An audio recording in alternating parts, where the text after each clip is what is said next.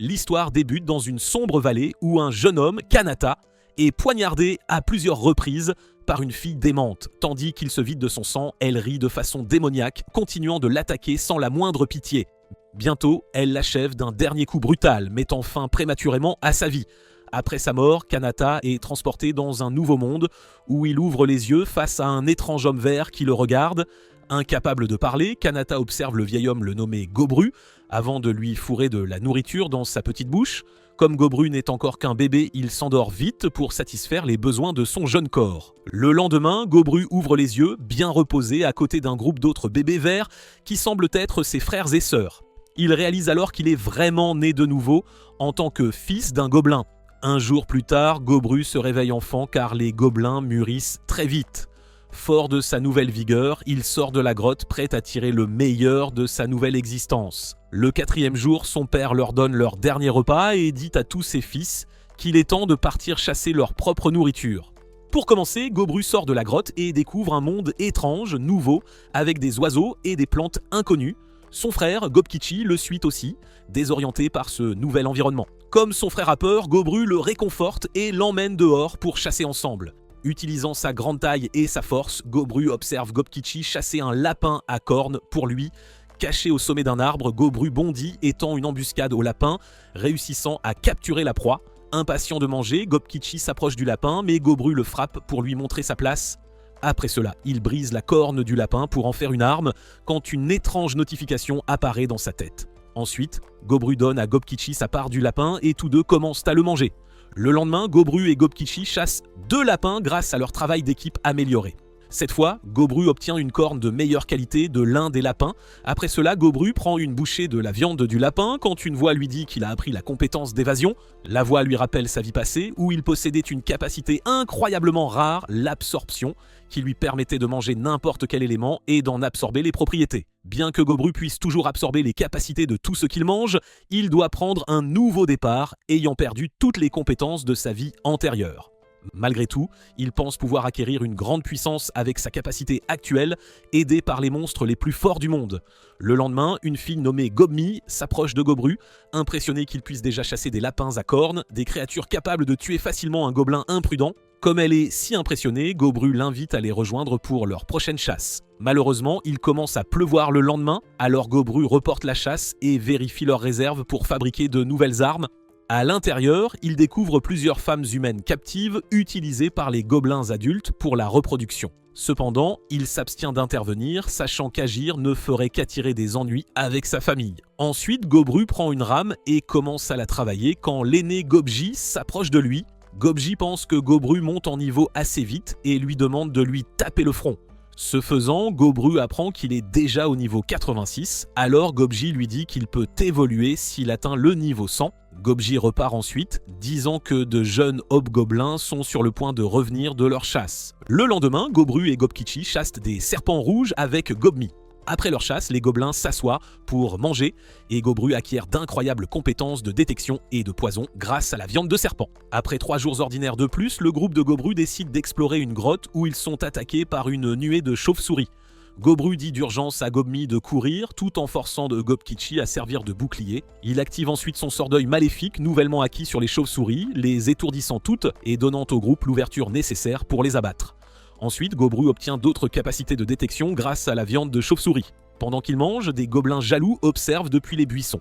La nuit suivante, les gobelins tentent de tendre une embuscade à Gobru, mais il se réveille grâce à sa compétence de détection et les vainc tous. Le lendemain, le groupe de Gobru essaie de chasser un orc, mais le monstre géant repousse Gobkichi d'un coup.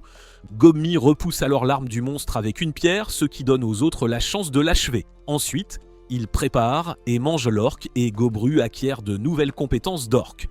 Plus tard, Gobru apporte une énorme pile de viande aux gobelins plus faibles, se demandant pourquoi il ressent de la gentillesse envers eux. Une fois qu'ils ont fini, Gobru s'endort et son système lui demande de commencer son évolution. Tandis que Gobru évolue dans son sommeil, il ne remarque pas qu'il a reçu une bénédiction du Seigneur de la Mort. Le lendemain matin, Gobru se réveille en se sentant différent, alors il vérifie son reflet dans une dague. Alors que Gobru réalise qu'il ressemble à sa vie antérieure, Gobkichi se réveille également transformé, surpris de voir leurs évolutions.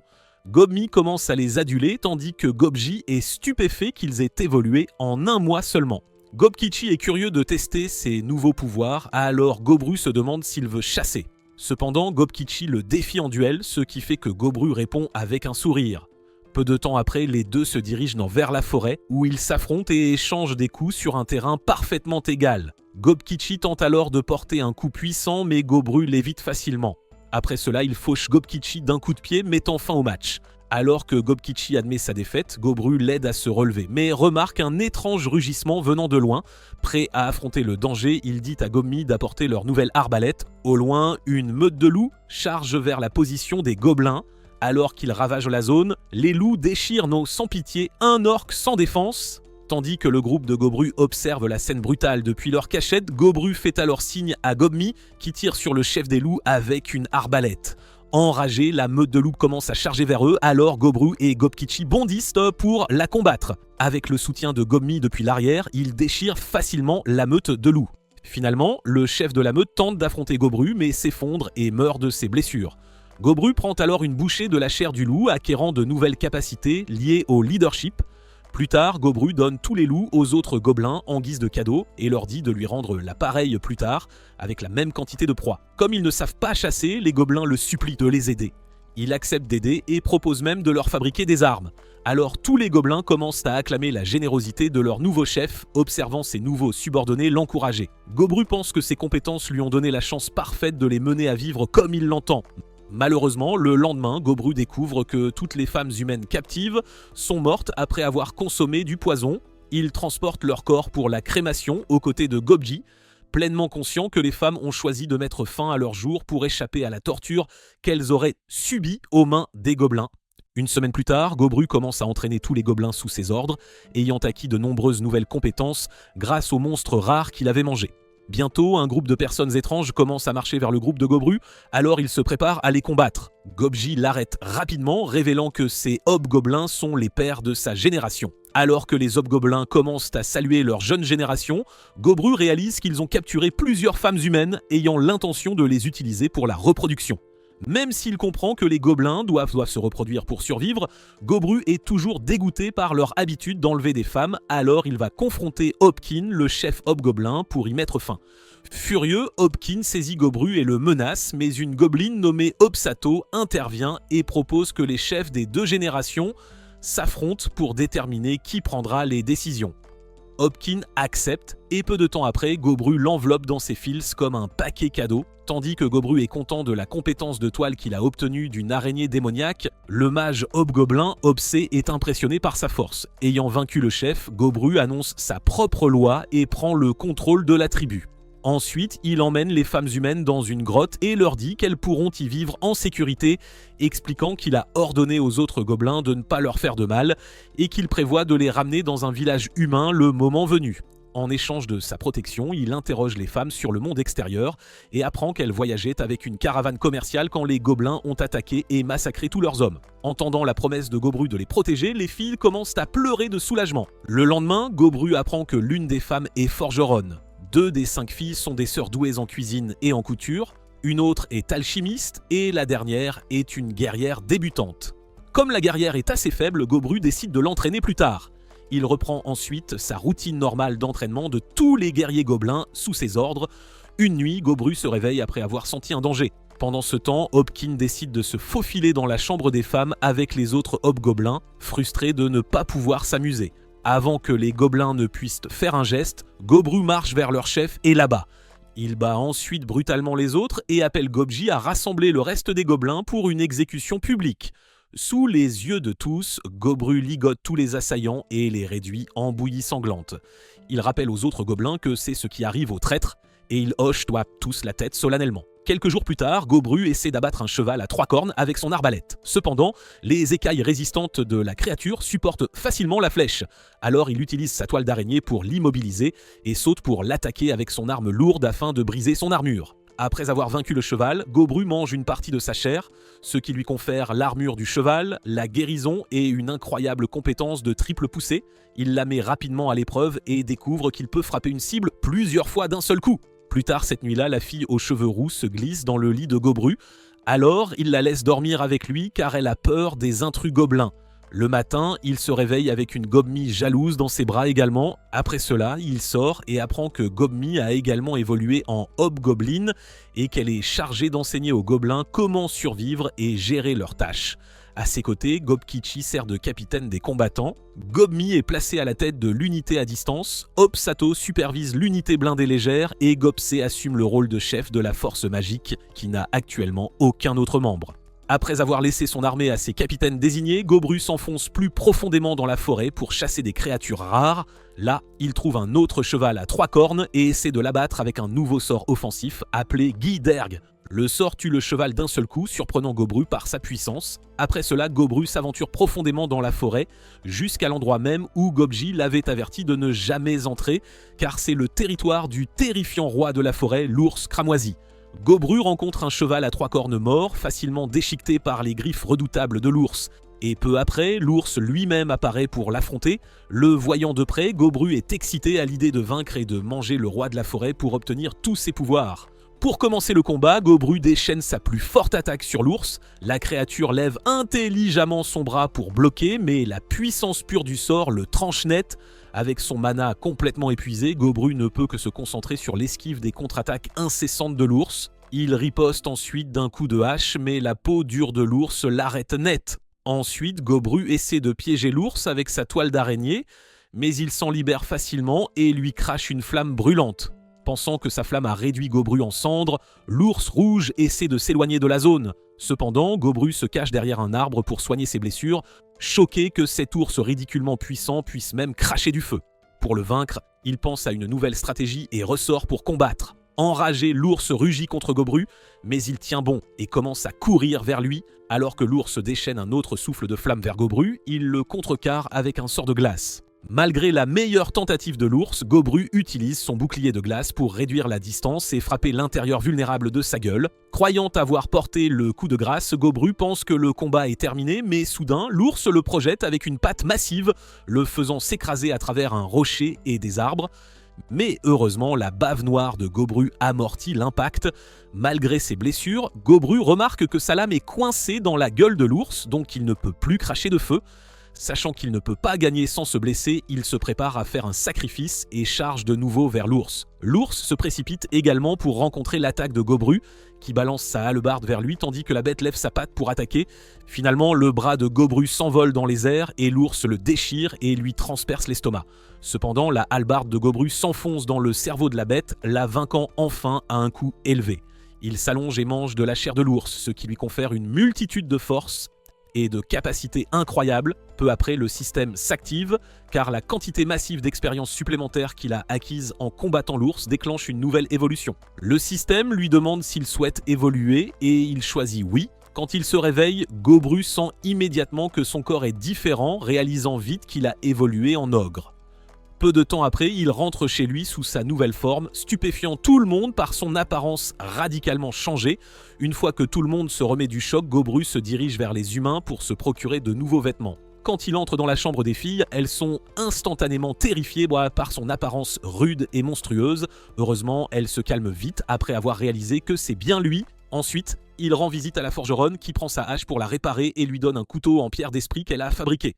Après cela, il rend visite à l'alchimiste qui lui donne une fiole de poison qu'elle avait gardée pour se protéger au cas où les gobelins l'attaqueraient. Ensuite, elle commence à le louer pour ses nouvelles capacités, ce qui rend Gobmi et la fille aux cheveux roux jalouses. Finalement, Gobru s'assure de passer du temps avec toutes les filles pour apaiser leur jalousie. Quelques jours plus tard, Gobru tente de s'entraîner avec les hobgoblins, mais ils sont bien trop faibles pour supporter ses coups. Il remarque ensuite que Gobkichi a quelque chose en tête et part dans la forêt pour se vider l'esprit. Plus tard, en cousant des vêtements, Gobse se demande si Gobkichi ira bien et elle l'assure que le grand gaillard peut se débrouiller seul. Le lendemain, Hobsato se précipite vers Gobru, pressé avec un carbuncle blessé qu'elle a trouvé en minant. Après que Gobru l'ait guéri, l'esprit se réveille, le remercie et se présente comme Latana. Elle explique que des humains l'ont attaqué et Gobru réalise qu'ils en voulaient à la gemme brillante sur sa tête. Tandis qu'il se demande quoi faire, Latana le supplie de vaincre les humains qui l'ont blessé, disant qu'il ne lui reste plus beaucoup de temps. Il s'avère que Latana est une gardienne artificielle créée par un mage légendaire nommé Velvet. Après le décès de Velvet, il a laissé tous ses trésors dans un coffre-fort sur lequel des humains ont jeté leur dévolu. car ils ont rencontré Latana gardant le trésor. Les humains l'ont attaqué et ont gravement blessé son noyau, ce qui a limité son temps restant dans ce monde. En récompense de son aide, Latana propose de donner le trésor de son maître à Gobru, car Velvet préférerait les monstres à la race humaine avide. Gobru accepte sa requête et se dirige vers la salle du trésor, où il demande à Gobkichi et aux autres de se cacher. Bientôt, les aventuriers humains trouvent Catch Gobru seul et tentent de l'attaquer en envoyant un assassin. Gobru détecte facilement l'assassin, l'arrête et avertit les humains de partir ou de mourir. Refusant d'accepter, les humains arrogants essaient d'attaquer Gobru, mais ils réalisent que leurs attaques sont pathétiquement faibles. Après avoir vu les trésors de haut niveau sur leur corps, ils devinent que les humains ont dépensé de l'argent pour obtenir un équipement puissant mais qu'ils n'ont jamais pris la peine de s'entraîner avec. Soudain, le mage humain frappe le visage de Gobru avec un éclair. Enragé, Gobru capture les humains et les dévore tous, apprenant leurs métiers respectifs au passage. Ensuite, il tombe sur un sac magique et un anneau qu'il consomme également. À sa surprise, il découvre ensuite un énorme coffre de rangement sur l'un d'eux, lui conférant la capacité de stocker plus de 200 objets différents. Ayant satisfait sa requête à Latana, Gobru se dirige vers la pièce principale du coffre-fort, où elle retourne auprès du corps sans vie de son maître. Après avoir remercié tout le monde d'avoir exaucé son dernier souhait, Latana saute dans les mains de Gobru et lui dit adieu tandis que son corps affaibli s'évanouit. Gobmi est triste de perdre cette vie innocente, mais Gobru la rassure en lui disant que Latana est morte sans regret. Ensuite, Gobru mange la gemme de Latana, ce qui lui confère une capacité d'ordre doré. Remarquant à quel point Gobmi est triste, Gobkichi essaie de la réconforter, ce qui lui redonne le sourire. Ensuite, tout le monde rend hommage à Latana, avant de collecter tous les trésors de Velvet. Finalement, Gobru incinère le corps de Velvet en signe de respect pour le défunt. Cela révèle en fait un bras mécanique sur le corps, que Gobru équipe sur son bras coupé. Bientôt, le bras mécanique s'intègre au corps de Gobru, lui permettant de le bouger librement. Le lendemain, Gobru vérifie la collection d'armes qu'il a obtenue du trésor. Après avoir fourni à 15 de ses hobgoblins de bonnes armes, il prend une lance de rang légendaire appelée Fureur Solitaire pour lui-même. Quelques jours plus tard, Gobru chasse une araignée dorée, ce qui lui confère des compétences de toile dorée. Ensuite, il s'enfonce plus profondément dans la forêt où il rencontre un arbre lumineux habité par une dryade. La dryade essaie de le séduire pour absorber son pouvoir, mais Gobru reste sur ses gardes et la laisse agir tout en se protégeant. Après avoir passé 5 heures à faire des choses étranges avec la dryade, Gobru se dirige vers un lac pour se laver où des hommes lézards l'entourent, lui permettant de les manger et d'acquérir des capacités aquatiques. Quelques jours plus tard, 2 des hobgoblins évoluent et expriment leur désir d'apprendre la magie, alors Gobru les confie à Obsé. Il va ensuite chez la forgeronne pour enchanter ses armes, mais elle commence à lui faire des grimaces. Bientôt, toutes les filles commencent à se montrer aigres envers Gobru, alors il demande à l'alchimiste pourquoi elles sont si en colère contre lui. Elle révèle que les filles ont pu voir les marques causées par ses activités avec la dryade, alors maintenant elles sont toutes jalouses d'elle. Tandis que Gobru est stupéfait par cette révélation, l'alchimiste lui avoue aussi ses sentiments. Bientôt, toutes les autres filles le rejoignent également pour des activités très suspectes ensemble. Le lendemain matin, Gobru détecte des elfes s'approchant de son camp. Quand il sort pour les rencontrer, le chef des elfes le salue avec un sourire arrogant. Bien qu'il agisse comme s'il était dégoûté par les gobelins, le chef elfe demande en fait le soutien de Gobru contre les humains, car leur village est sur le point d'entrer en guerre avec eux. Gobru refuse d'aider, disant qu'ils doivent apprendre les bonnes manières avant de lui parler. En colère, le chef elfe l'attaque, alors il l'étourdit d'un regard puissant avant de le soulever par le cou. Gobru ordonne alors aux elfes de retirer ses archers dissimulés, mais l'un d'eux, téméraire, tente de lui décocher une flèche. Par une chance inouïe, Gobru la détecte et l'écrase de sa bouche, forçant ainsi les elfes à rappeler leurs archers. Gobru utilise ensuite sa lance légendaire pour intimider l'ensemble des elfes, qui s'enfuient alors en pleurant, regagnant leur foyer. Les jours suivants, Gobru chasse de nombreux limons gris et dévore leurs noyaux pour acquérir de nouvelles résistances, ainsi que des capacités d'auto-réplication. Fort de ses capacités, il crée sans effort un clone de sang de lui-même et réalise rapidement que lui et le clone partagent la même vision, ce qui lui inspire de toutes nouvelles idées. Gobru remet ensuite une partie de son précieux sang au tailleur pour confectionner des vêtements pour les dames, car cela lui permettrait de communiquer directement avec elles. Quelques jours plus tard, les elfes reviennent, cette fois-ci bien préparés à submerger les ogres par la force brute. De l'intérieur même de sa grotte, Gobru rugit sur eux, les laissant tous complètement stupéfaits, puis les piège un par un avec ses toiles d'araignée. Après avoir capturé les elfes, Gobru leur demande la raison de leur retour, et leur chef prétend alors qu'il devait absolument défendre son orgueil blessé. Certaines des jeunes elfes disent à Gobru qu'elles ont tenté de l'arrêter, mais leur stupide chef a agi comme s'il était tout simplement invincible. Gobru déclare au chef qu'il est à mort et informe les autres elfes qu'ils ne survivront que s'ils parviennent à remporter un combat contre ses propres soldats gobelins. Au final, tous les hommes elfes perdent leur bataille, ne laissant à Gobru que les femmes, désormais à sa merci. Après cela, il dévore tous les elfes mâles et acquiert de nouvelles capacités de tir à l'arc et de guérison. Il prend ensuite les elfes femelles captives comme prisonnières vivantes, ce qui excite énormément Gobji, car il trouve les elfes d'une beauté saisissante et espère bien s'amuser cette nuit-là. Mais Gobru l'arrête immédiatement, avertissant que personne n'est autorisé à toucher ses prisonniers. Après cela, il exécute sans la moindre pitié leur arrogant chef. Le lendemain, Gab-Kichi monte de niveau en combattant un ours féroce, ce qui le pousse à évoluer et à devenir un ogre. Il rentre chez lui le jour suivant, impatient de s'entraîner avec Gobru, fort de sa nouvelle puissance. Gobru réalise alors que Gab-Kichi a reçu 2 bénédictions distinctes des demi-dieux du feu et de la guerre, ce qui est plutôt impressionnant. Il est donc très excité à l'idée de tester ses propres capacités contre lui. Bientôt, ils s'entraînent tous les deux dehors, où Gobru parvient à vaincre Gab-Kichi grâce à sa technique supérieure. Malgré le vent, il sourit, sachant que Gab-Kichi peut désormais rivaliser avec sa propre puissance. Plus tard cette nuit-là, Gobru voit une personne étrange dans son sommeil qui lui confère une mystérieuse capacité. Quelques jours plus tard, Gobru rencontre un nouveau hobgoblin appelé Gobji, qui a évolué pour devenir un clerc, ce qui est une surprise. Il remarque ensuite que Hobsei a évolué pour devenir une demi-seigneur des sorts. Gobru aperçoit d'étranges marques sur son corps qui ressemblent étrangement aux siennes, bien que leur forme soit clairement différente. Après cela, Hobsei le conduit dehors afin qu'elle puisse tester ses toutes nouvelles capacités de mage. Là, elle invoque une douzaine de boules de feu et les lance comme un véritable tir d'artillerie, détruisant ainsi une énorme partie de la forêt. Hobsei lui dit qu'elle a encore beaucoup de carburant dans le réservoir, mais Gobru lui conseille de prendre ça tranquillement.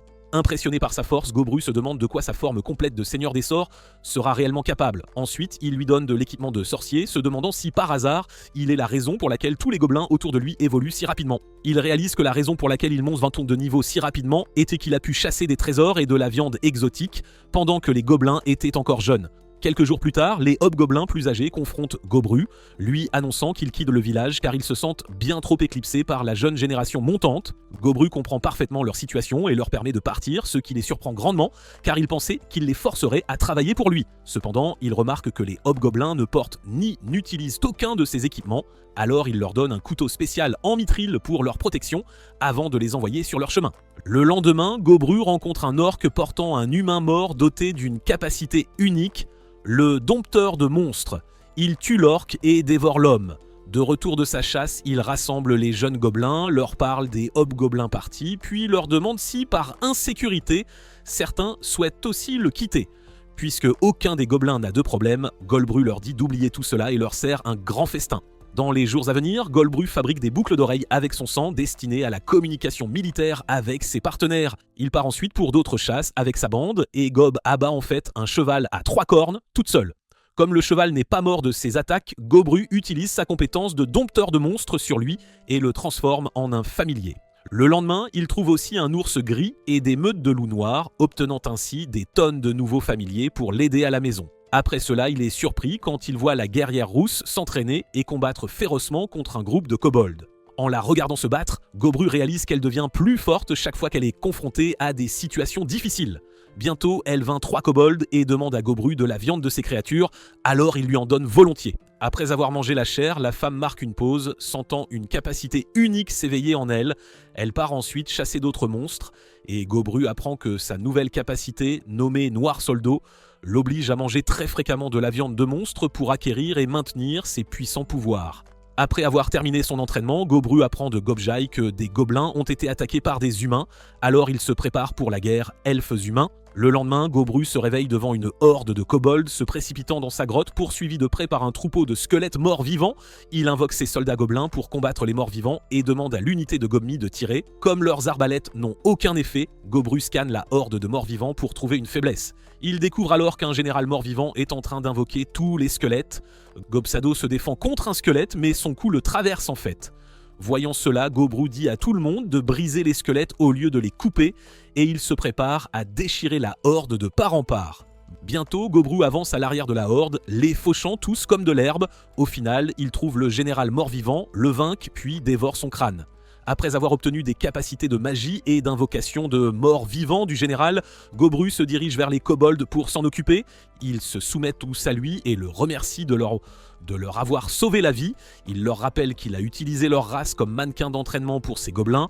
Les kobolds ne s'en soucient pas, la loi de la jungle étant claire, mais ils proposent de l'aider car il les a sauvés. Il s'avère que les kobolds étaient aussi tombés accidentellement sur la chambre forte de Velvet, où ils avaient déclenché le terrifiant gardien squelette. Comme les kobolds croyaient Gobru suffisamment fort, ils s'étaient dirigés vers sa grotte pour y trouver protection. Finalement, il les accepte dans son clan, se demandant quoi faire de cette nouvelle main-d'œuvre. Le jour suivant, Gobru observe secrètement un groupe de soldats humains et découvre qu'il prévoit de cibler la fille du chef elfe, la princesse. Il découvre aussi qu'un elfe a trahi son peuple en divulguant la position de la princesse aux humains. Fort de cette précieuse connaissance, Gobru se rend dans la zone et attend tranquillement que l'embuscade se déroule, prêt à intervenir. Quand la nuit tombe, les humains lancent leur attaque sur la caravane de la princesse, mais Gobru surgit soudainement et submerge complètement les assaillants. Après avoir sauvé la princesse et les guerriers elfes survivants, il ramène tout le monde en sécurité à la maison. Après avoir interrogé un humain, Gobru apprend que l'armée humaine arrivera dans 20 jours. Il les dévore ensuite tous. Peu après, la princesse elfe reprend conscience et suppose instantanément que Gobru veut profiter de son innocence, mais il la rassure vite, affirmant être un gentleman. Ensuite, il lui offre du thé et l'informe qu'il y a un traître parmi ses elfes. Se sentant impuissante face à la situation critique de sa nation, la princesse se met à pleurer, alors Gobru lui dit qu'il la ramènera chez elle dès le lendemain. Le jour suivant, Gobru passe du temps dehors avec la princesse elfe et l'interroge sur ses ailes. Elle explique que seuls les hauts elfes en possèdent, les gardant cachés. Elle admet ne pas encore les contrôler totalement, d'où leur apparition occasionnelle. Quelque temps plus tard, ils arrivent au village elfe, où des archers elfes pointent leurs arcs sur les ogres inconnus. La princesse leur explique rapidement que les ogres lui ont sauvé la vie, alors les soldats baissent finalement leurs arcs, soulagés. Ensuite, Gobru est emmené chez le chef elfe, qui le remercie chaleureusement d'avoir sauvé sa fille. Gobru lui demande alors une récompense, voulant savoir à quel point le chef la valorise. Bientôt, le chef sort Failnote, l'arc le plus puissant de la nation elfe, comme récompense pour avoir sauvé sa précieuse fille. Gobru s'excuse d'avoir testé sa sincérité et offre des informations précieuses en guise d'excuse. Il propose d'aider le chef elfe avec les mouvements de l'armée humaine. Alors tous deux signent un contrat de partenariat officiel. Après cela, Gobru reçoit un précieux équipement en mithril du chef elfe et en échange offre certains de ses propres outils spécialement conçus. Avant que Gobru ne puisse rentrer chez lui, le chef lui demande s'il sait quoi que ce soit sur une unité spéciale elfe qui a disparu il y a quelques jours. Se souvenant du chef elfe idiot mort de ses mains, Gobru fait semblant de ne pas savoir et part. Le lendemain, Gobru trouve Gobmé transformée en variante d'Ampier. Il apprend qu'elle a reçu un bœuf de glace, lui conférant d'incroyables pouvoirs offensifs et qu'elle peut aussi séduire ses ennemis avec un sort de charme à son avantage. Pendant ce temps, Gob a évolué en demi-seigneur de la Terre, après tout le creusement qu'elle fait, tandis que Hobsado est devenue une demi-seigneur du sang.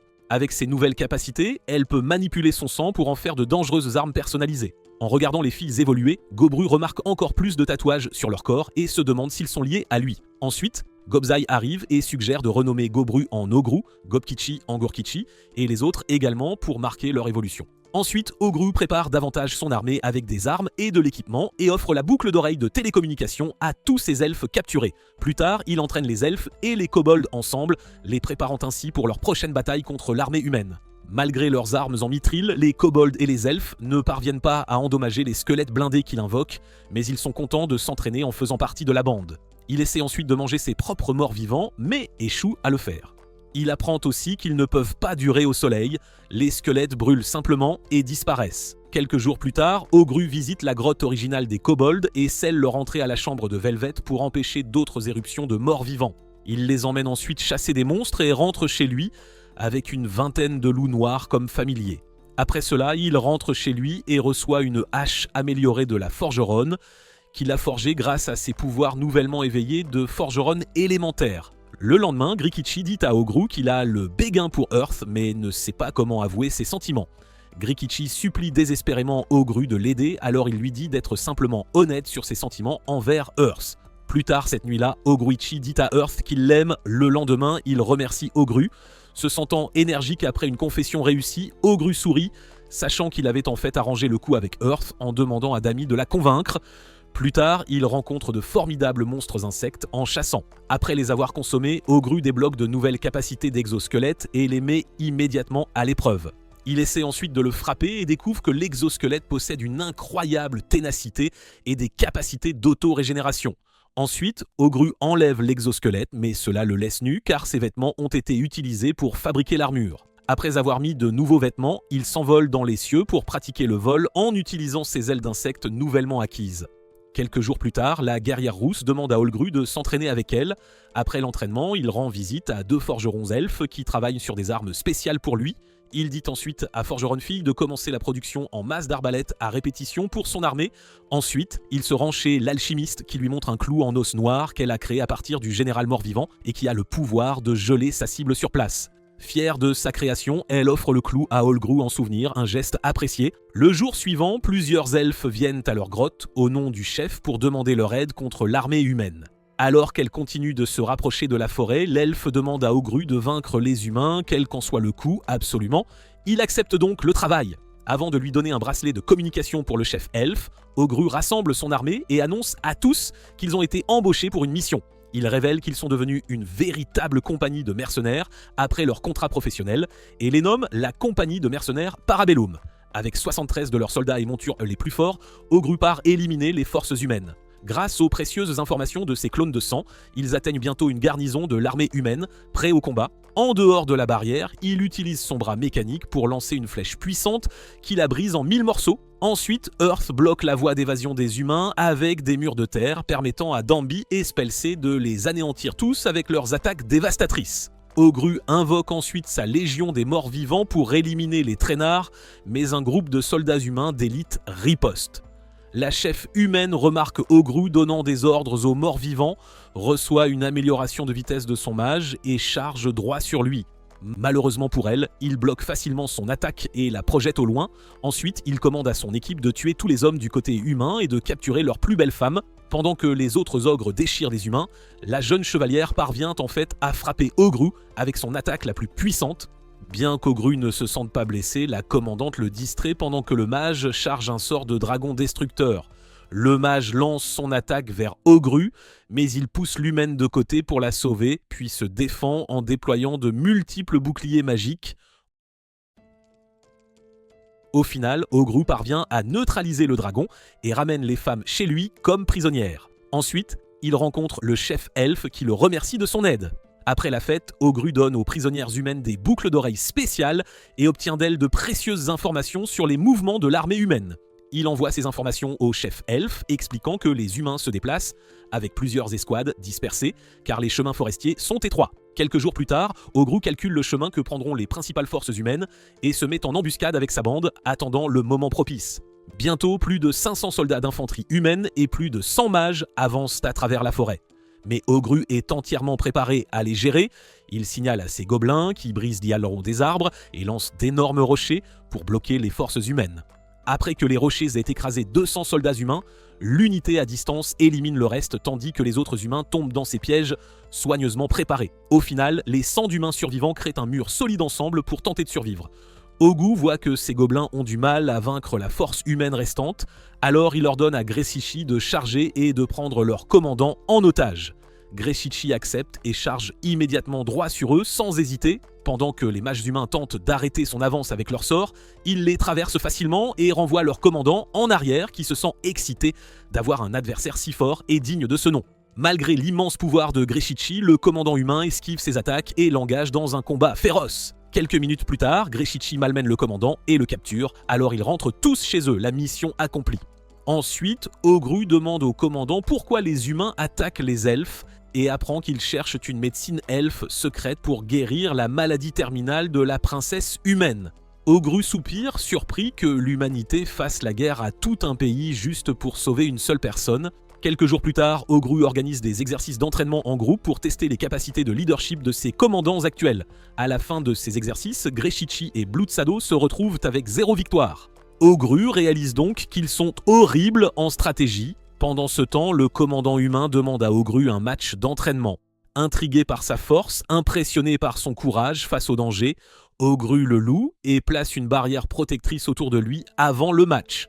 Ogru l'engage ensuite au combat et le met rapidement à terre. Voyant leur échange, Grikichi s'excite aussi et demande un entraînement à main nue torse nu avec le commandant pour tester sa propre force. Après la séance d'entraînement, le commandant humain loue Ogru pour avoir organisé une ville si diverse avec tant d'espèces entremêlées. Dégoûté par la cupidité des humains, il décide d'abandonner l'Empire humain et de rejoindre les forces d'Ogru. Ogru avait déjà espéré le recruter, alors il accepte facilement son offre. Il emmène ensuite le commandant dehors et lui assigne le rôle d'instructeur, le promouvant pour servir de professeur personnel à la guerrière rousse. Quelques jours plus tard, Ogru remet des humains plus faibles au royaume elfe. Après cela, il interroge le chef elfe sur la médecine elfe secrète. Le chef lui dit qu'il lui a déjà offert la médecine car ce n'est pas un gros problème parmi les elfes. Il explique qu'ils ne donnent tout simplement pas leur médecine aux humains parce que leur loi l'interdit. Ogru hoche la tête avant de boire un peu de la médecine. Cela lui confère une capacité de régénération et une panacée sanguine, lui permettant de guérir les autres avec son propre sang. Voyant une seule goutte de son sang guérir complètement les graves blessures d'un homme, Ogru se demande s'il est devenu un vrai monstre avec ce pouvoir. Quelques jours plus tard, Ogru amène les 2 capitaines humains qu'il avait capturés devant le chef elfe pour un interrogatoire. Le chef exprime sa gratitude à Ogru pour toute l'aide fournie, mais lui demande de mettre fin à la guerre lors de la prochaine bataille. Après cela, Ogru rentre chez lui, où le capitaine humain lui jure fidélité, mais demande qu'il livre la médecine aux humains pour sauver la princesse. Ogru accepte la demande, comprenant que gagner la bonne volonté des humains ne ferait que jouer en sa faveur. Cependant, il a aussi la bénédiction de la mort et de l'origine, ce qui est en conflit avec celle du royaume humain. Il doit donc livrer la médecine par quelqu'un d'autre. Quelques jours plus tard, Ogru rassemble toutes ses forces avec les forces les plus puissantes des elfes devant le quartier général militaire humain. Comme les humains les surpassent en nombre de 4 contre 1, ils ne peuvent pas charger sans une stratégie bien définie. Cette fois, Ogru est très prudent car il sait que les humains envoient une unité spéciale de leur force Rugal d'Orden. Il s'avère que la Rugal d'Orden est la force la plus puissante de l'Empire humain, composé d'individus extrêmement forts, les braves, capables de renforcer tous leurs alliés. Il invoque sa légion de squelettes pour combattre les humains. Il dit aux autres de garder les périmètres du quartier général, affirmant qu'il chargera au centre avec sa légion. Bientôt, les squelettes se précipitent sur les forces humaines depuis l'obscurité et les engagent dans une bataille féroce. Sachant que les morts vivants brûleront au matin, les humains prolongent leur bataille. Cependant, quand le soleil se lève, la bave noire d'Oguzu protège les squelettes de la brûlure. Alors que les squelettes submergent les soldats humains, Oguzré passe à l'action pour les détruire tous. Pendant ce temps, 2 soldats humains amènent un brave appelé Philippe, qui se plaint de devoir travailler au lieu de se détendre pendant ses vacances. Quand Philippe voit la magie du sang et de l'eau dans les mains d'Ogre, il s'intéresse enfin et arrête de se plaindre, intrigué. Après qu'Ogre ait vidé tous les fluides des corps des soldats humains, il s'assied pour dévorer leur chair. Philippe l'approche et le défie au combat, ce qu'Ogre prend très au sérieux. Cependant, Philippe s'irrite qu'il ait osé prononcer son nom et se met à lui crier dessus pour avoir décimé tant de ses troupes. Refusant de se laisser berner par cette mise en scène, Ogru perçoit l'immense pression émanant du garçon insecte. Ensuite, Philippe l'interroge sur sa bénédiction, mais Ogru préfère ne pas répondre, ce qui le pousse à sortir une bouteille remplie de vers plutôt étranges. Philippe lance alors ses vers sur les soldats faux tombés et commence à les contrôler grâce à une capacité d'insectes parasites. Soudain, les cadavres humains se transforment en monstres insectes de taille humaine que Philippe envoie charger droit sur Ogru. Alors que ces créatures l'enveloppent, il les élimine toutes sans le moindre effort. Philippe essaie alors de le lier et de contrôler directement des insectes pour l'attaquer. Cependant, Ogru continue d'esquiver ses assauts tout en abattant les soldats insectes, forçant Philippe à commencer à charger une puissante capacité pour enfin le terrasser. Il invoque un monstre 1000 pattes massif nommé Altahelm qui déchire le corps d'Ogru. Philippe exulte de joie, expliquant qu'Altahelm est une véritable catastrophe naturelle vivante. Philippe révèle que la morsure du 1000 pattes injecte un venin paralysant dans le corps de sa victime. Peu après, le poison fait son effet et le corps d'Ogru s'effondre, amenant Philippe à féliciter son animal de compagnie pour le travail accompli. Il renvoie ensuite le 1000 pattes, mais soudain, le corps d'Ogru disparaît de la scène. Philippe réalise immédiatement qu'Ogru est juste derrière lui et évite de justesse son attaque. Comprenant qu'Ogru avait utilisé un corps leurre, Philippe sort son arme cachée pour l'utiliser contre lui. Il commence alors à se présenter comme le 7e guerrier le plus puissant de l'Empire humain, seulement pour qu'Ogru le frappe en plein milieu de son discours. Enragé, Philippe le bloque avec sa 2e arme secrète, un puissant exosquelette d'insectes. Ensuite, il attaque Ogru avec des tentacules rapides comme l'éclair, mais Ogru bloque l'assaut et l'envoie voler d'un coup de poing. Ogru lui lance un javelot magique que le garçon insecte évite. Alors que Philippe se demande comment Ogru est si puissant sans éveil épique, Ogru lui annonce qu'il va lui aussi utiliser son exosquelette. Après qu'Ogru se transforme et révèle son élétron insecte, Philippe le complimente sur sa technique remarquable. Ogru charge alors dans les airs vers lui, déchirant tous les tentacules de Philippe avant de lui asséner un coup de poing qui l'envoie s'écraser dans la forêt. Pendant ce temps, les soldats d'Ogru finissent de raser le quartier général humain, mais Dombé s'inquiète pour lui et s'en va. De retour dans la forêt, Philippe réalise qu'il est dépassé et s'échappe de son exosquelette pour s'enfuir. Bien qu'Ogru essaie de le poursuivre, l'exosquelette le combat en fait tout seul, ce qui donne à Philippe la chance de disparaître. Peu après, Dambi arrive pour le vérifier et Ogru la rassure qu'il va bien avant de tourner son attention vers l'un de ses clones de sang. Ce clone infiltre le camp du prince humain et se glisse directement derrière lui. Il avertit le prince de mettre fin à la guerre et lui remet la médecine elfique. Alors que le prince reste là choqué, le clone lui dit de choisir sagement et d'épargner la vie de ses soldats. Après le départ du clone, le prince annonce rapidement à ses troupes qu'elles rentrent chez elles. Pendant ce temps, Oguru se sent satisfait d'avoir évité une guerre totale entre les deux empires. Ensuite, il organise des funérailles pour tous ses soldats qui ont perdu la vie au combat. Bien que tout le monde soit triste, Oguru se sent bien puisque la mort de ses soldats n'a pas été vaine. Cependant, il décide de chérir sa propre vie encore plus pour le bien de ceux qui ont sacrifié la leur pour lui. Quelques jours plus tard, Oguru est accueilli par Ufu, qui a évolué pour manger des zombies et des cadavres pourris. Ensuite, il rend visite à Obje pendant qu'il soigne les blessés. Après avoir évolué en demi-seigneur saint, Obje a acquis le pouvoir de résister à 20 attaques directes d'Ogru en utilisant un bouclier saint. Pendant ce temps, Obje a évolué en clé d'autome, gagnant des dizaines d'yeux sur tout son corps et un puissant ensemble de capacités de détection qui surpassent les propres compétences d'Ogu. Ogu apprend également que le chef Kabold a évolué en guerrier Kabold et a acquis le vrai nom d'Akikaze. Bien que le vrai nom d'un monstre puisse être utilisé pour lancer des malédictions contre lui, Akikaze fait connaître son propre nom à Ogru comme preuve de loyauté. Finalement, Ogru part après avoir décidé de l'appeler Akita. Ensuite, il sort de la grotte où ses prisonniers de guerre sont rassemblés. Il dit aux ogres parmi les prisonniers qu'ils commenceront à un rang inférieur à celui de ces gobelins de confiance, ce qui les met en rage puisqu'ils sont contrariés. Ogru dit aux ogres de partir, alors ils se taisent et défient Domi pour lui prouver leur force. Ogru rappelle aux ogres que ce n'est pas elle qui commande, alors ils commencent à se moquer de lui pour faire le dur tout en étant une espèce inférieure. Ensuite, Ogru dit à tous les ogres de venir à lui en même temps. Alors 2 d'entre eux libèrent leurs armes orbes élémentaires pour le combat, sachant que ces armes sont leur fierté et leur joie.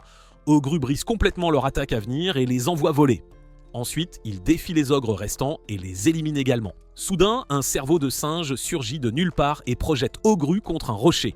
Alors que la tête de muscle commence à rugir de triomphe, Ogru revient et l'assomme. Enfin, il tourne son attention vers le 3e variant Ogru et le surprend en train de flirter avec Domi.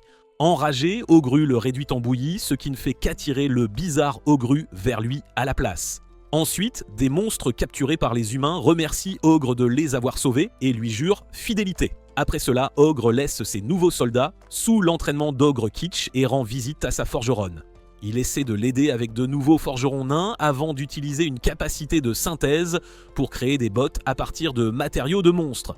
Ensuite, Ogru expérimente sa magie et crée un monstre du chaos mais le disperse car il est trop désobéissant. Après une journée complète à tester sa capacité de synthèse, Ogru prend un peu de repos. Quelques jours plus tard, Ogru commence à rénover un bain de source chaude que Terre avait creusé. Voulant en faire une entreprise, il espère qu'ils pourront inviter les nations elfes à utiliser leur bain et à faire passer le mot. Quelques jours plus tard, les forgerons nains donnent à Ogru un marteau de guerre spécial en signe d'amitié. Ensuite, il rend visite à la dryade familière pour obtenir des graines magiques. Il se met à planter ses graines avec la bande, espérant créer une belle ferme de fruits et légumes magiques. Le lendemain, Ogru renvoie ses nouvelles recrues chez elle puisqu'elles souhaitent toutes rentrer. Pendant ce temps, Dombé garde sa légion d'hommes lobotomisés qu'elle a obtenue grâce à sa compétence de glace maléfique, ce qui leur donne une grande force d'espionnage. Ensuite, il rend visite au chef elfe pour célébrer officiellement le retrait des forces humaines.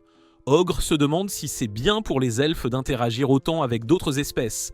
Alors le chef lui dit qu'il ne craint pas de célébrer avec eux. Ensuite, il révèle également que son jeune frère était parti une fois pour le monde extérieur, alors Ogru lui a donné un foyer sûr où revenir. Le lendemain, Ogru trouve terre avec les dernières pierres d'esprit qu'elle a extraites du coffre de Velvet. Il mange les pierres, acquérant de puissantes capacités de contrôle de la gravité et de résistance. Ensuite, il se met au travail avec des os de squelettes noirs qu'il a synthétisés et les recouvre de sa bave noire pour créer un véhicule 1000 pattes résistant au soleil. Ensuite, il dit aux 5 premières filles humaines de venir avec lui, expliquant qu'il veut qu'elles rencontrent leurs familles une dernière fois avant de décider si elles veulent rester avec lui ou retourner chez elles. Le lendemain, Ogukuru termine le bain avec Gobjai. Alors que la fille guerrière se demande si elle va bientôt être renvoyée, le chevalier la rassure qu'Ogru ne veut pas la perdre, ce qui lui remonte le moral. Quelques jours plus tard, les nouvelles recrues d'Ogru reviennent de leur ville natale. Alors il organise une fête de bienvenue pour elles.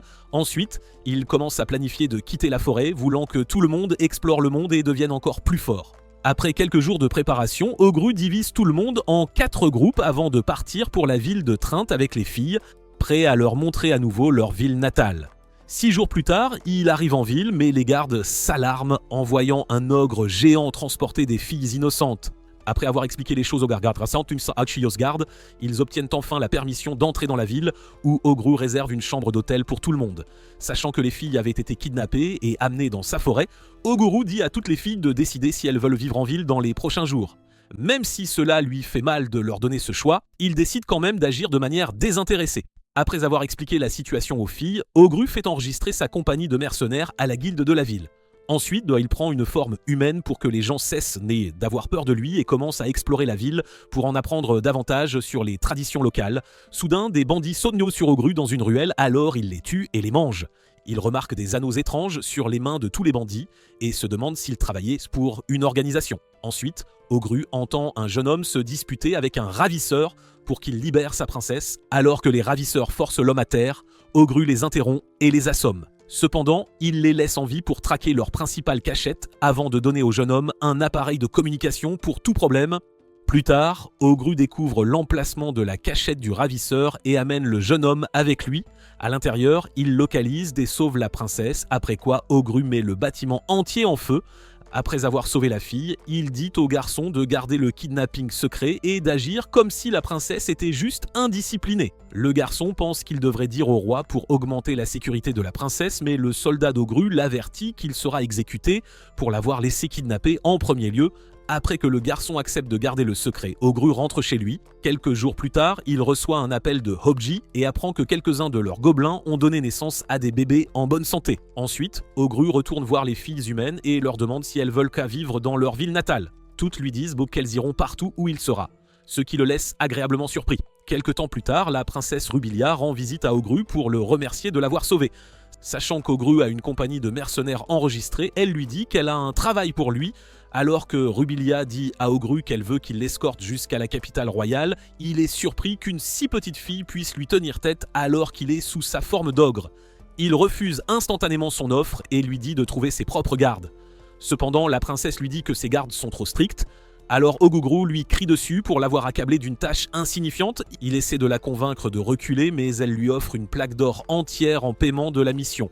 Cette récompense attire l'intérêt de toutes les filles humaines qui disent à Ogru d'accepter la mission puisque la plaque vaut plus d'1 million de pièces d'or. Tenté par l'argent, il accepte finalement la demande de la princesse. Quelque temps plus tard, il sort le 1000 pattes squelette pour escorter la princesse, mais la trouve sans aucun de ses gardes.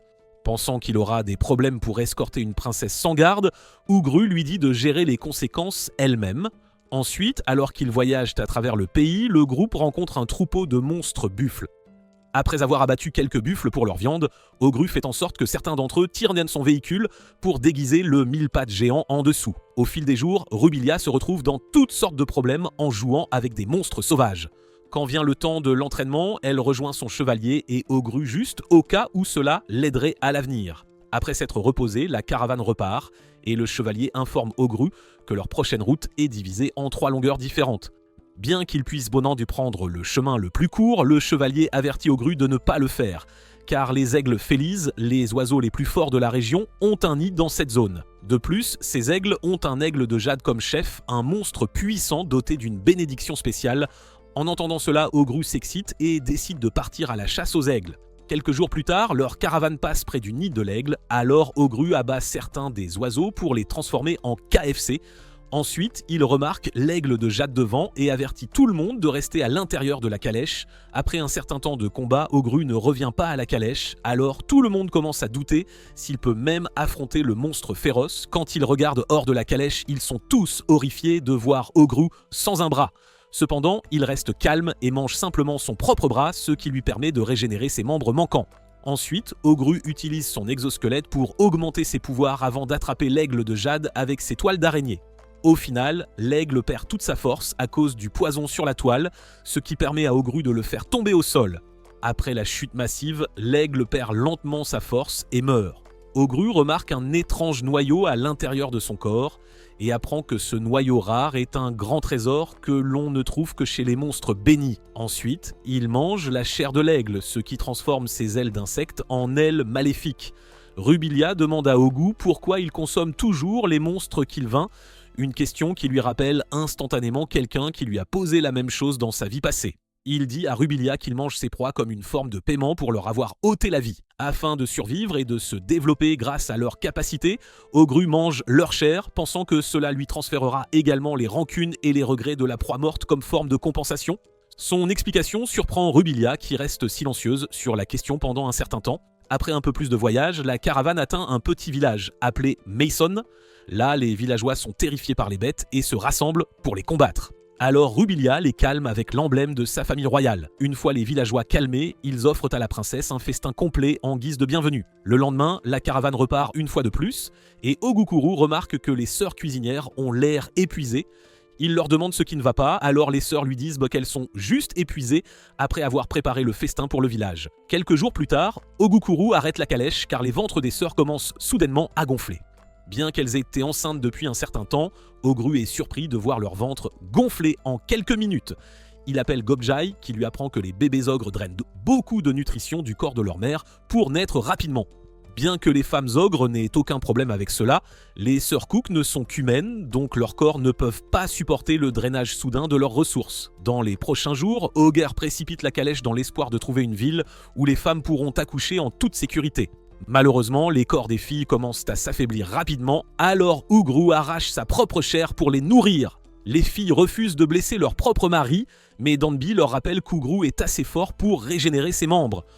Au final, elles refusent toujours de manger sa chair. Alors Ogru la mâche et les nourrit de force pour les sauver, elle et ses propres bébés. Après un court instant, il emmène les femmes dans une grotte sûre et leur prépare des lits. Ensuite, il leur donne de l'anesthésie et des analgésiques puisqu'il n'y a pas de médecin à proximité. Ogru contacte Abji pour l'accouchement avant de créer un scalpel tranchant pour effectuer la chirurgie lui-même. Après une longue et minutieuse chirurgie, Ogru termine avec succès l'opération et guérit les mères avec sa magie. Alors qu'Ogru essaie de se calmer, Gobji lui dit que ses enfants sont mi-humains, mi-orques, donc ils pourraient être discriminés par les sangs purs. Ogru remercie Gobji pour l'avertissement avant de dire qu'il fera de son mieux pour aimer ses enfants, même si le monde les déteste. Ensuite, Obji se demande pourquoi Ogru n'a pas simplement effectué la chirurgie plus tôt et nourri les bébés quand ils étaient plus petits, alors il réalise qu'il a fait une erreur. Ogru note également que ces bébés ont des pierres étranges sur les mains, ce qui indique qu'ils seront des seigneurs orques. Il nomme la fille Oro et le garçon Argento, avant de les rendre à leur mère, Felicia et Alma. Quelques jours plus tard, Ogru part chasser seul pour éviter de mettre sa famille en danger. Après avoir traversé une montagne enneigée, il rencontre un magnifique cerf blanc de classe boss. Bien que sachant que le cerf est assez fort pour lui ôter la vie, Ogru se prépare à le combattre pour le frisson. Cependant, le cerf ne fait que perdre ses bois avant de sauter par-dessus lui pour s'enfuir. Ogru pense à manger les bois pour leur capacité, mais il décide de rentrer chez lui et de les partager d'abord avec ses bébés. Sur le chemin du retour, il rencontre un groupe d'humains combattant des monstres. Bien que les humains aient bien combattu, le chef monstre gagne à la fin. Alors qu'il se prépare à mettre fin à la vie des humains, le monstre est soudainement abattu par Ogru, utilisant une cellule spéciale de classe mort appelée Verdunbar. Ensuite, il descend pour collecter les restes du boss avant de remarquer que le chef du groupe est en colère contre lui. Oguru se demande si le chef cachait des pouvoirs secrets pour vaincre le boss, alors il essaie de le louer pour alléger son humeur. Ensuite, il donne au chef des potions, expliquant que son employeur a vaincu le monstre depuis l'ombre. Le chef humain accepte l'aide d'Ogru puisqu'il semble sincère, alors il part après avoir dit au revoir. Après le départ d'Ogru, les humains discutent de son pouvoir, fascinés par l'étrange monstre. Leur chef révèle que sa compétence de prémonition l'avait alerté de la force d'Ogru, sinon ils seraient été tous morts s'il l'avait la combattu. Après un certain temps, Ogru rentre enfin chez lui, où il trouve ses bébés marchant sur 2 pieds. Se sentant fier, il leur donne une partie des bois blancs, ce qui augmente leur force. Ensuite, Ogru mange des bois pour lui-même, ce qui lui donne des capacités incroyables et inconnues. Après avoir reçu les capacités, il réalise que le cerf blanc était bien au-delà de son niveau et est heureux qu'il n'ait pas décidé de le tuer sur le champ. Plus tard dans la nuit, alors qu'Ogru s'endort, l'expérience du bois de cerf fait évoluer son corps vers la classe seigneur apôtre, lui donnant le vrai nom Yaten-Doji. Au final, Ogru débloque un nouvel ensemble terrifiant de capacités, dont quelques-unes restent verrouillées jusqu'à ce qu'il obtienne les qualifications requises. Quelques jours plus tard, l'alchimiste et la forgeronne sentent également leur ventre gonfler, alors Ogris se prépare à gérer la situation. Après un court instant, il accueille les bébés d'Emery et Spinel dans sa famille. Il nomme son fils ogre Onakawa et sa fille humaine Nicolas. Les mères étant en bonne condition, la calèche part et ils atteignent leur dernière ville de contrôle après un jour de plus. Là, Rubilia se déguise car elle ne veut pas que quiconque la reconnaisse. Ensuite, Ogru laisse les mères se reposer dans une auberge avant de partir avec les autres pour recueillir des informations à la guilde de la ville. Là, des aventuriers curieux défient Ogru, alors il les laisse combattre ses soldats d'abord. Après que tous les soldats aient gagné leur match, Ogru présente sa compagnie de mercenaires à tout le monde avant de partir. Ensuite, il fait du shopping et trouve un appareil photo précieux qu'il achète instantanément pour prendre des photos de ses enfants.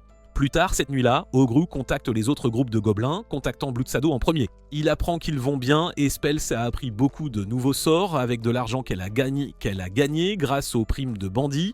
Ensuite, il contacte le groupe dirigé par Datom et lui dit qu'elle peut aussi s'amuser pendant son temps. Ensuite, il contacte le groupe de monstres et apprend qu'ils se sont toujours battus puisque leur groupe n'a pas de chef. Soudain, Ogru nomme Abrin comme leur chef et lui raccroche au nez. Par la suite, il vérifie le groupe de Grukichia grâce à ses boucles d'oreilles, mais celles-ci lui montrent une vision de sa propre disparition. Inquiet pour ses amis, il décide alors de se rendre au labyrinthe des Griffons, là où le groupe de Grukichia se trouvait. Rubilia lui demande combien de temps il leur faudra pour atteindre le labyrinthe, et il lui répond que cela retardera leur voyage vers la capitale de 2 jours. Comme ils ont déjà un jour d'avance, elle ne voit aucun inconvénient à passer un jour supplémentaire et accepte d'aller au labyrinthe avec lui. Durant les quelques jours suivants, Ogru passe du temps précieux avec ses épouses et ses enfants pendant leur voyage vers la cité de Griffo. À l'extérieur du carrosse, Dombé est assise, perdue dans ses pensées, contemplant le collier qu'il lui avait fabriqué durant leur enfance. Ogru sort et lui demande ce qui la tracasse, alors elle lui confie qu'elle a beaucoup réfléchi à tout ce qui s'était déroulé dans leur existence. Le voyant évoluer encore et toujours, elle se sent peinée d'être toujours, elle, une faible d'empire.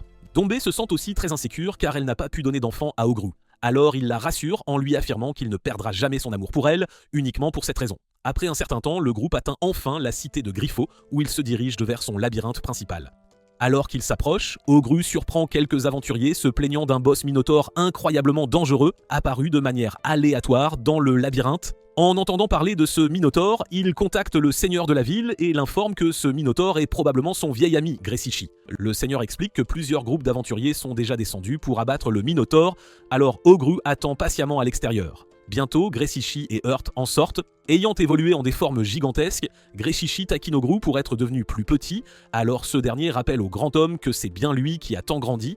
Ensuite, Earth dépose délicatement les faibles aventuriers qui avaient tenté de la tuer avant qu'Ogru ne demande à Gressichi pourquoi il avait vu cette vision où il mettait fin à ses jours. En réponse, Earth explique que cela s'était produit à l'étage le plus profond du donjon, là où un miroir mental s'était manifesté. Ce miroir mental prenait toujours la forme de la personne la plus puissante dans l'esprit du Challenger. Lorsque Gressichi est tombé sur lui, le miroir mental s'est naturellement transformé pour prendre l'apparence d'Ogru. Au début, l'Ogru miroir a facilement vaincu Gressichi. Cependant, cette expérience de combat a déclenché une évolution soudaine dans son corps, ce qui lui a permis de fendre l'adversaire miroir en deux. Tandis qu'Ogru est soulagé que la vision qu'il a eue n'était finalement rien de dangereux, Grikichi se présente comme un minotaure et Hurt révèle qu'elle est devenue une dame de la terre. Ensuite, Ogru leur annonce qu'il reste en ville et les invite à dîner avec lui. Cependant, Grikichi lui demande d'abord de faire un combat d'entraînement, ce à quoi Ogru répond par un sourire. Bientôt, tous deux se dirigent vers une fosse profonde pour y tenir leur affrontement. En regardant Ogru affronter ce monstre géant, Rubilia se demande si Grikichi est réellement leur ami. Dami la rassure en lui expliquant que Grechichi est leur ami d'enfance, alors elle se tait et attend patiemment. Pendant ce temps, Ogru félicite Grechichi d'être devenu si fort et d'avoir transformé ses armes. Grechichi lui confie qu'il s'est entraîné sans relâche dans le labyrinthe, uniquement pour devenir plus puissant et enfin son égal. Ogru est surpris par la réponse de Grechichi, mais il lui dit également qu'il ne veut absolument pas être en reste par rapport à son ami le plus fort. Ensuite, Grechichi se prépare pour le combat, affirmant qu'il va gagner, c'est certain. Ogru décide de faire le premier pas et charge résolument vers son grand ami.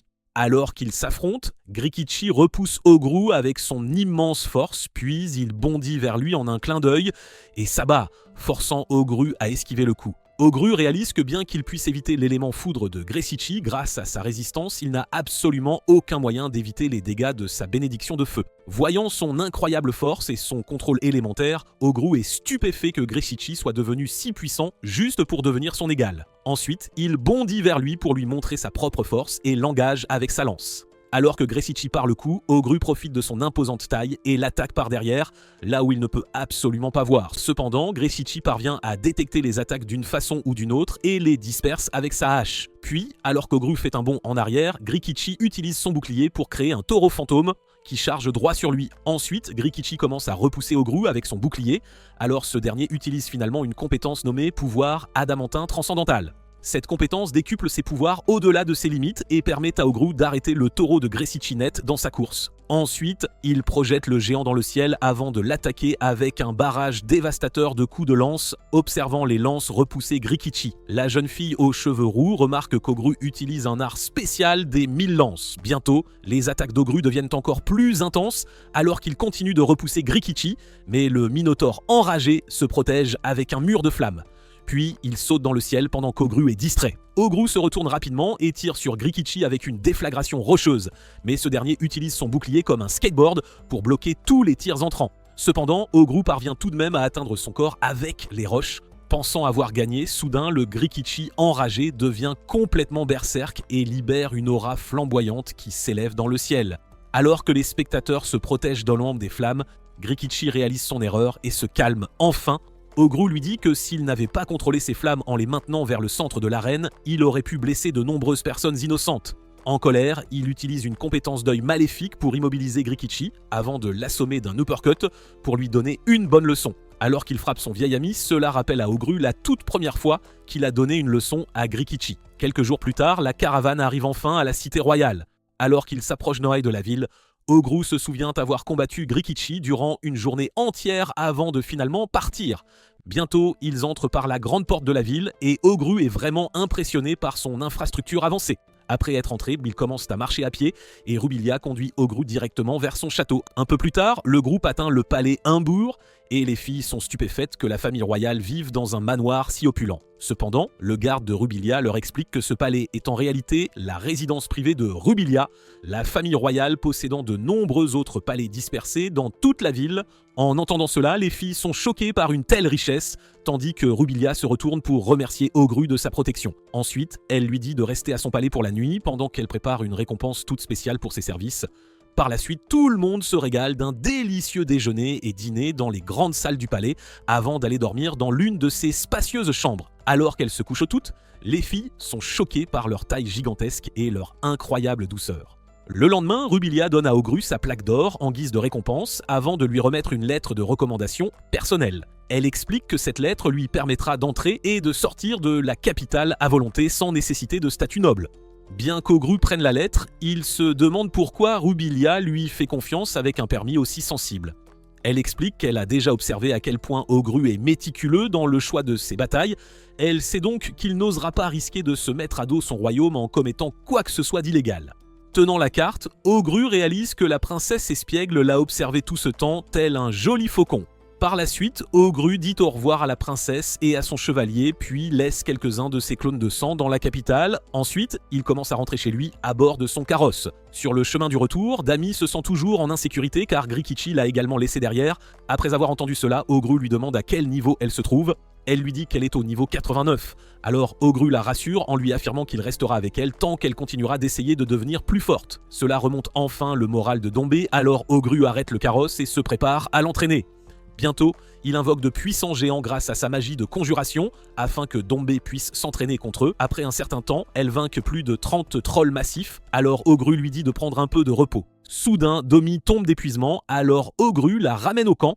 Là, il trébuche également et Spinol lui dit qu'il a épuisé la majeure partie de son mana. Ogru est soulagé de ne pas avoir perdu de mana dans un vrai combat et se dirige vers les jumeaux pour chercher de la nourriture. Plus tard, alors que Dami dort, son corps évolue en une forme d'impératrice de glace. Une fois qu'elle a évolué, le système la désigne comme partenaire approprié pour Ogru. Plus tard, le matin, Dami réveille Ogru et lui explique qu'elle est devenue une noble vampire. Ensuite, elle révèle que son véritable nom est Ekaturina, avant de lui dire qu'elle est officiellement sa femme. Tandis que Dami se sent gêné d'annoncer cette nouvelle, Ogru la serre dans ses bras, soulagé de la voir enfin sourire à nouveau. Quelques jours plus tard, la bande retourne enfin dans leur ancienne forêt. Une fois qu'ils s'approchent de leur ancienne grotte, Ogru et les autres sont stupéfaits en voyant l'endroit entier transformé en un somptueux manoir d'ivoire. Earth et les autres surgissent, expliquant qu'ils ont entièrement rénové l'endroit pour faire plus de place à leur nombre croissant. Ensuite, Earth propose de montrer à Ogru les résultats de son travail acharné avec Gressichi. Tout d'abord, Deul, elle, l'emmène à la ferme, expliquant qu'elle a tenté de l'automatiser. Bientôt, la dryade apparaît pour saluer Ogru en l'appelant par son vrai nom, Dorian, expliquant qu'elle aide à la ferme. Ensuite, Earth montre à Ogru un nouveau ranch qu'elle a construit pour garder tous leurs familiers bestiaux. Puis, elle l'emmène au bloc résidentiel où vit tout un groupe de Catsits. Earth explique que les Catsits sont excellents en construction, alors ils ont commencé à vivre ici tout en travaillant sur les bâtiments. Soudain, Obji arrive en courant et dit à Ogru que Gobjai est à l'hôpital. Ogru rend visite au vieil homme, sachant qu'il ne lui reste plus beaucoup de temps à vivre. Ensuite, il lui présente toutes ses épouses et ses enfants, alors Gobjai est nostalgique que le petit Ogru ait grandi si vite. Après cela, Ogru dit à Gobjai qu'il change son propre nom pour Oporu après son évolution, et Grikichi sera désormais appelé Mini-Kichi. Ensuite, il change le nom de Dami en Kanami et garde le nom d'Earth tel quel puisqu'elle est toujours une dame de la terre. Gobjai rit des noms pensant qu'ils ne sont pas très créatifs tandis que tout le monde le regarde, silencieux devant son audace. Ensuite, le vieil homme s'installe confortablement dans son lit, reconnaissant d'avoir pu élever un groupe de gobelins si spécial. Finalement, il ferme les yeux et s'éteint. Alors Oporu emmène son corps à l'extérieur pour des funérailles. Alors que le corps de Gobjai brûle dans les flammes, Oporu espère pouvoir vivre sa vie pleinement en l'honneur du vieil homme. Ensuite, il se retourne et annonce à tout le monde qu'il organisera un tournoi en l'honneur de Gobjai. Alors qu'ils sont tous excités, Oporu explique que chacun se battra à main nue et que celui qui se rendra durant le match perdra. Cependant, il avertit également les concurrents qu'ils seront punis s'ils tuent leur adversaire, avant d'annoncer qu'il promouvra les meilleurs d'entre eux. Bientôt, le capitaine humain se prépare à affronter son élève et tous deux s'engagent dans une bataille acharnée. Pendant ce temps, Konami affronte Spells, prête à utiliser toute sa puissance. Alors que les mages de glace et de feu se battent avec acharnement, Earth se prépare à combattre Bloodsado. Ailleurs, Dotom affronte l'ogre rouge qui l'attaque sans aucune pitié. Finalement, Minikichi et Oporu s'affrontent dans un duel culminant. Alors qu'ils se remémorent tous deux leurs souvenirs d'enfance et le long voyage qui a suivi, Minikichi dit à Oporu qu'il va le surpasser.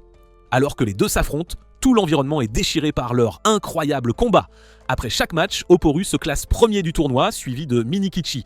Kanami obtient la 3e place et Earth la 4e, tandis que Bloodsado se classe 5e, aux côtés de Spells à la 6e.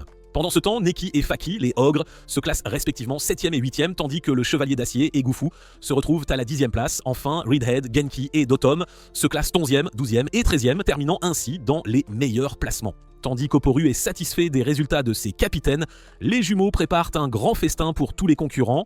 En les regardant tous, Oporu est vraiment heureux que ses amis aient tant grandi. Quelques jours plus tard, il reçoit un appel de Rubilia. Elle lui demande à nouveau ses services, alors Oporu soupire, sachant qu'il a beaucoup d'ennuis devant lui. Bien qu'il ne veuille pas s'attirer d'ennuis, Oporu considère son offre car il ne peut pas se permettre d'offenser son royaume. Ensuite, Rubilia lui dit que cette mission est une excellente occasion pour lui de devenir célèbre et d'étendre son entreprise, ce qui le séduit encore davantage. Finalement, Oporu accepte les offres et part avec sa compagnie le lendemain, n'ayant aucune idée de toutes les folles aventures qui les attendent. C'était la fin. Abonnez-vous pour ne manquer aucun de nos prochains résumés et regardez la vidéo suivante à l'écran.